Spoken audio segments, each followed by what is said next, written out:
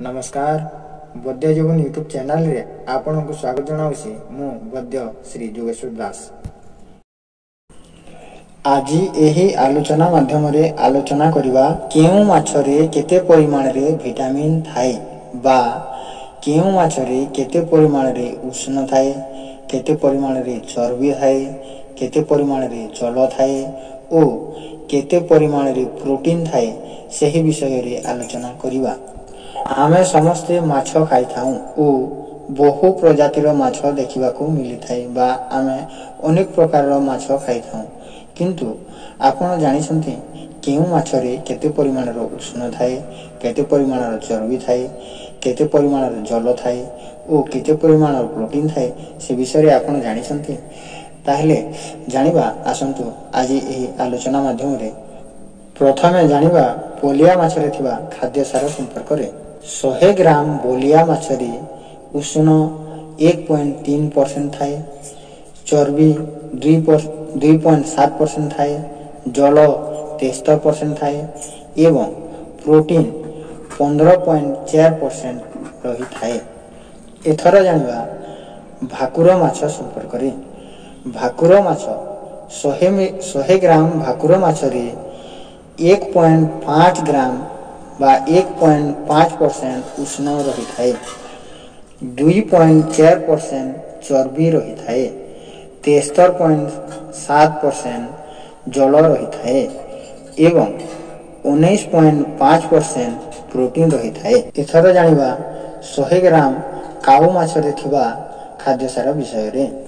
100 ग्राम काऊ माछरे 2.0% उष्ण रही थाए, 8.8% चर्बी रही थाए, 70% जल रही थाए एवं 14.8% प्रोटीन रही थाए।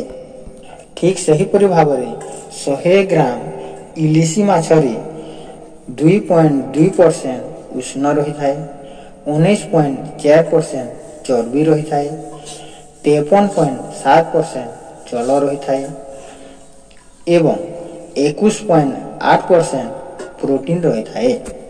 एथर जानिबा 100 ग्राम मागुर माछरे थिबा खाद्य सार संपर्क रे। 100 ग्राम मागुर माछरे 1.3% उष्ण रही थाए, 1.0% चर्बी रही थाए, 78.0% जल रही थाए एवं 15.0% प्रोटीन रही थाए। एथर जानिबा 100 ग्राम मिरकाल माछरे केते परिमाण खाद्य सार थाए।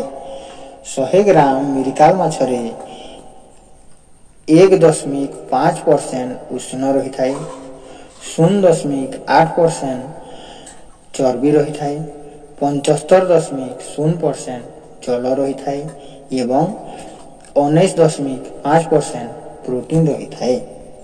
एथर जानिबा रोही माछ संपर्क रे। रोही माछरे थिबा खाद्य सार संपर्क रे। 100 ग्राम रोही माछरे 0.9% बा % उष्ण रही थाए, 1.4% चर्बी रही थाए, 76.7% जल रही थाए, 16.6% प्रोटीन रही थाए।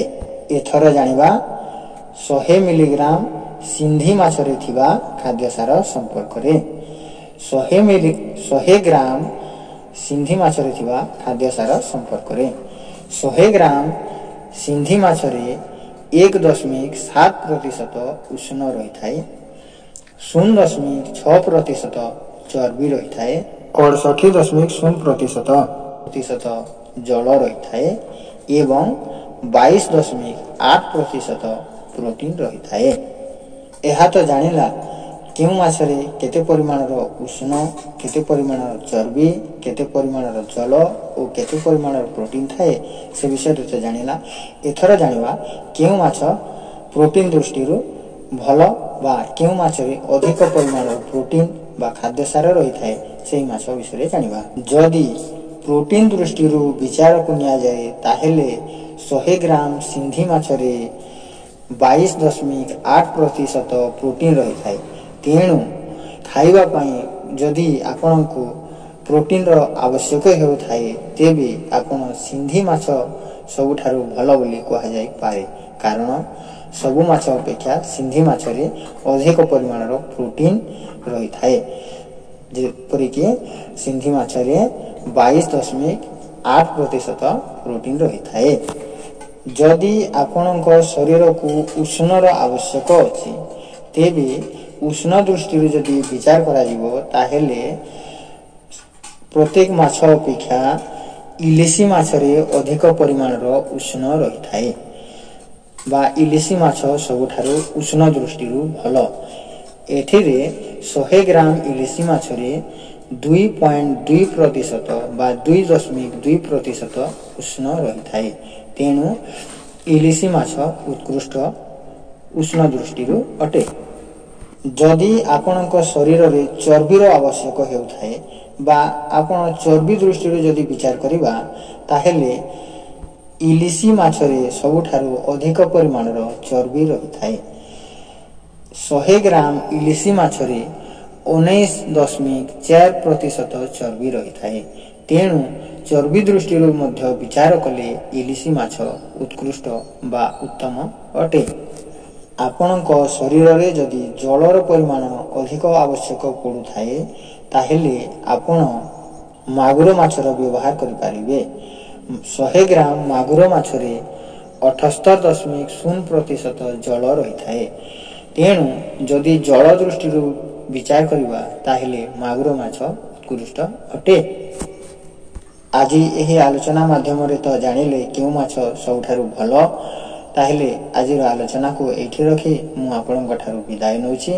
आज पई एतिके पुणी नुआ एक अध्याय रे आपनक सहित भेट हेबो सेतेबेल पाए नमस्कार।